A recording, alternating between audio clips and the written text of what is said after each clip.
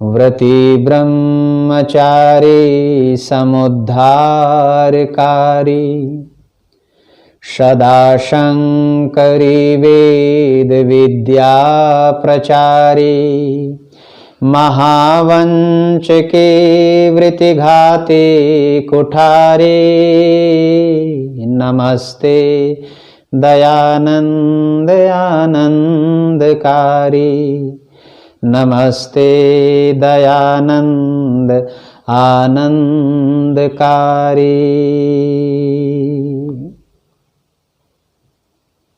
मित्रों, कार्तिक मास की कृष्ण पक्ष की अमावस्या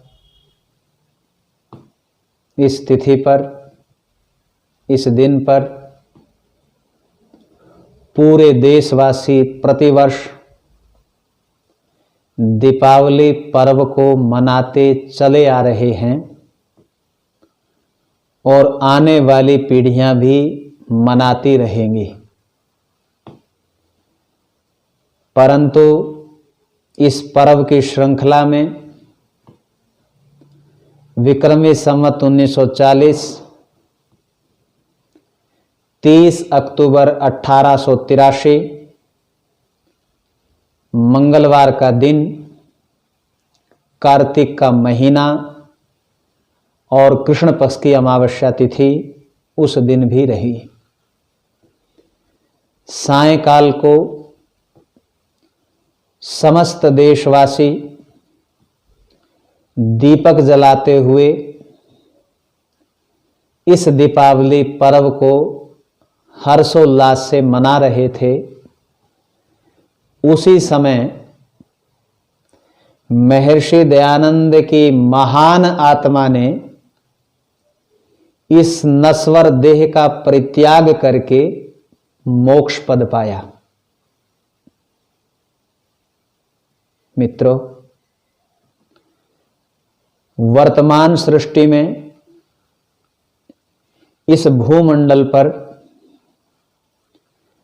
जितने ऋषि मुनि, योगी, तपस्वी, यति, ज्ञानी, ध्यानी, आचार्य, संत, महात्मा, विद्वान, समाज सुधारक आदि हुए, उनमें युग प्रवर्तक महर्षि दयानंद सरस्वती विशिष्ट स्थान को प्राप्त कर रहे हैं। इतिहासविद, इतिहास को जानने वाले यह भली भांति जानते हैं। ब्रह्मा से जैमिनी पर्यंत ऋषि हुए, उनके युग में वेद विरुद्ध कोई मत या पंथ नहीं था।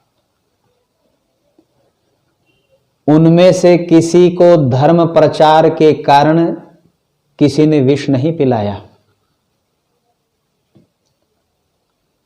जबकि महर्षि दयानंद ने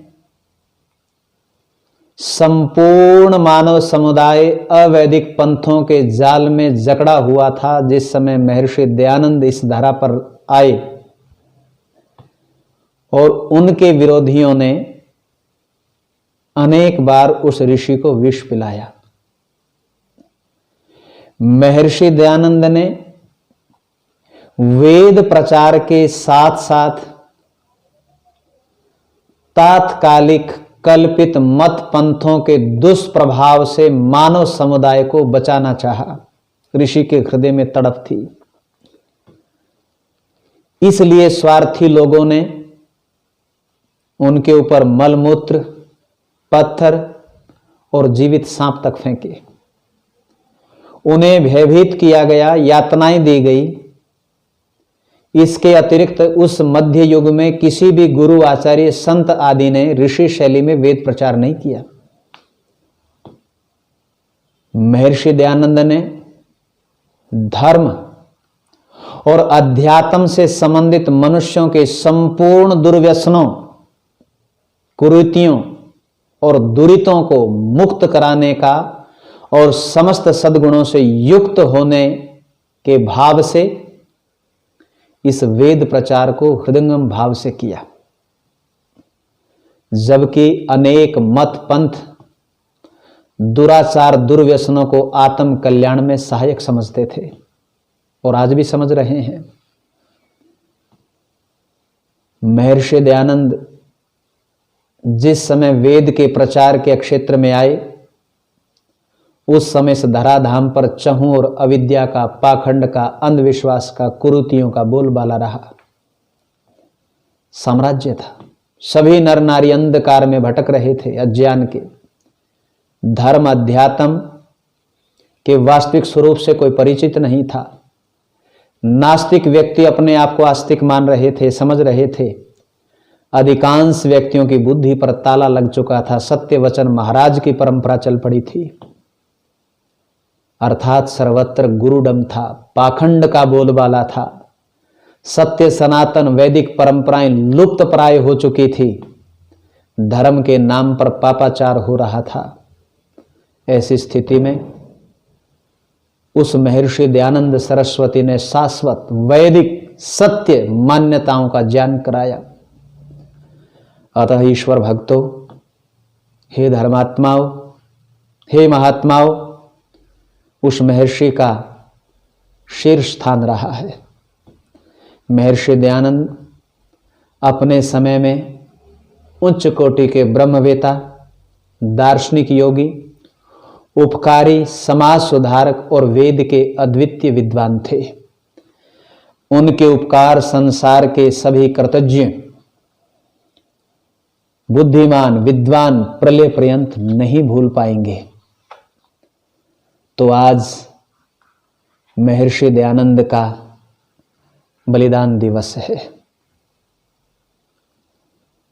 इन दीपों की श्रृंखला में उस महादीप को, जिन्होंने अपने आप को जलाते हुए, अपने जीवन को तपाते हुए और अपनी संस्कृति की रक्षा के लिए अपने प्राणों की आहुति दी, उस महर्षि के प्रति कृतज्ञ भाव रखते हुए आओ हम सब कृत संकल्प लेवें, संकल्पित जीवन को करें, वेदोक्त जीवन जीने का प्रयास करें, सत्य सिद्धांत को जानें, जनावें। और मित्रों, मेरी अपनी अनुभूति है कि महर्षि दयानंद के समय पाखंड का, अंधविश्वास का, अविद्या का जो अंधकार छाया था, ऋषि ने भरसक प्रयास, पुरुषार्थ उस अंधकार को मिटाने के लिए अपने जीवन को वेद प्रचार में मानव जाति के हित में समर्पित किया। आज भी हम देख रहे हैं गुरुडम, अंधविश्वास, अज्ञान चहुं ओर छाया हुआ है। तो हम सब आर्यों को, बुद्धिमान व्यक्तियों को, संस्था के पदाधिकारियों को, सभाओं के पदाधिकारियों को ये चिंतन करना चाहिए, ये मनन करना चाहिए और वेद के ज्ञान के अनुसार निधिध्यासन करना चाहिए कि हम सब एकत्व के भाव में समगच्छध्वम समवदध्वम समवो मनांसि जानताम। जब हमारा विचार एक होगा, हमारा ज्ञान वेदोक्त होगा, तो फिर आपसी द्वेष किस बात का, आपसी मन मुटाव किस बात का, मन की दूरियां क्यों स्थापित हो चुकी हैं। आओ हम सब पदों से ऊपर उठकर, अपने स्वार्थों से ऊपर उठकर, अपने स्वार्थ वृत्ति को भस्मीभूत करते हुए हम सब आर्य श्रेष्ठ बुद्धिमान चिंतक मनीषी एक होने का भरसक प्रयास करें और हम इस ऋषि मिशन को मिलकर पूरक बनते हुए परमात्मा के प्रति दृढ़ विश्वास के भाव के साथ, हमारे पास सच्चा सिद्धांत है, सच्चा ज्ञान है, तो भय किस बात का। तो हम सब इस वेद की धारा को, वेद के ज्ञान को, इस सत्य विद्या को घर घर में पहुंचाने का प्रयास और पुरुषार्थ करें। तो इस बलिदान दिवस पर मैं आम जनमानस से एक ही निवेदन करूंगा। बुद्धिमानस से तो निवेदन किया कि वो एक हो जाएं और इस ऋषि मिशन को आगे बढ़ाएं, और जो मेरे आम जनमानस हैं, मेरे बंधु बांधव हैं, वो कृत संकल्प हों कि हम ऋषि के ग्रंथों का नित्य प्रति स्वाध्याय करें। ऋषि के ग्रंथ अमूल्य हैं, अद्वितीय हैं, ज्ञान से सिद्धांत से परिपूर्ण हैं। कम से कम वेद के सिद्धांत के मर्म को जानने के लिए, वैदिक सिद्धांत का मर्मज्ञ बनने के लिए हम सत्यार्थ प्रकाश का अद्योपांत स्वाध्याय करें। उन सिद्धांतों को अपने व्यवहार में अपनाते हुए व्यवहारिक पक्ष को समाज के मजबूत करने के लिए संस्कार विधि का स्वाध्याय करें, और उपासना और वेद की गरिमा महिमा को जानने के लिए ऋग्वेद आदि भाष्य भूमिका का स्वाध्याय करें, और अपने जीवन को सुखों से भरने के लिए नित्य कर्म विधि का स्वाध्याय और परिपालन जीवन में करें, और प्राणियों के प्रति सद्भाव का रखते हुए गोकरुणा निधि आदि तो ऋषि के अद्वितीय ग्रंथ हमारे बीच में हैं। ऋषि हमारे बीच में नहीं रहे, लेकिन उस महान आत्मा का दिया हुआ ज्ञान आज हमारे बीच में लिपिबद्ध है। तो आओ हम सब उनका स्वाध्याय करें, औरों को समझाने का प्रयास करें। पहले स्वयं समझे, स्वयं आर्यम, उसके पश्चात कहेंगे कृणवंतो विश्वमार्यम। पहले हम गुण कर्म स्वभाव से सच्चे और पक्के आर्य श्रेष्ठ स्वयं बने, और फिर यथाशक्ति सामूहिक शक्ति संगठन की शक्ति के साथ कृणवंतो विश्वमार्यम के स्वप्न को साकार करते हुए और इसकी ओर बढ़ते हुए ऋषि मिशन को बढ़ाने का प्रयास करें। तो इस बलिदान दिवस पर उस प्यारे ऋषि को नमन, और परमात्मा से अपने जीवन, समाज, राष्ट्र कल्याण, विश्व की उन्नति की कामना। ओम शम।